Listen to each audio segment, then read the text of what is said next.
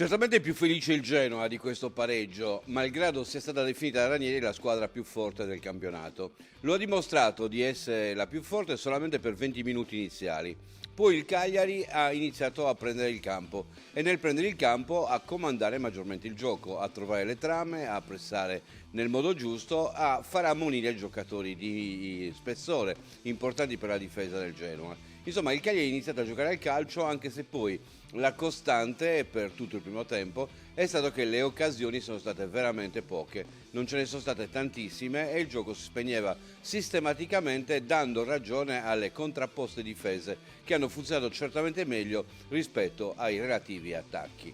Una partita che alla fine ha vissuto sul sussulto che si aspettava nel finale, magari una giocata quasi occasionale. E quando Ranieri ha tolto Mancosu per accettare la sfida dal punto di vista anche atletico, qualche rischio il Cagliari lo ha corso in più, sperando di poter avere anche qualche pallone in più da giocare nella zona d'attacco. Insomma, alla fine il risultato di 0-0 è la normale conseguenza di una gara che ha visto i due allenatori muovere le pedine nella speranza di potersi battere, ma senza riuscire mai a fare la mossa giusta per andare in scacco matto.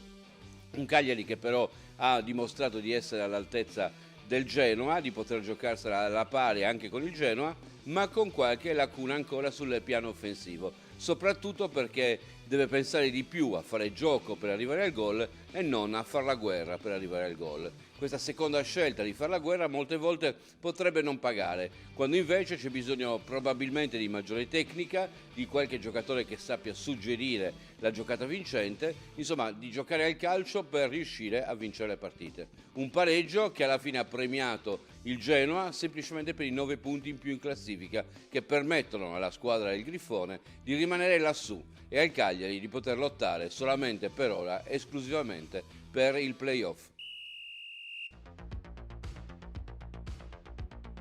Il commento a caldo è giunto alla quinta edizione e quest'anno, oltre al web, ci potrai vedere anche in TV. In 5 anni tante aziende ci hanno scelto. Diventa anche tu partner del commento a caldo e segna un gol fondamentale per la tua azienda. Chiamaci o mandaci un messaggio WhatsApp al 335 699 16 93.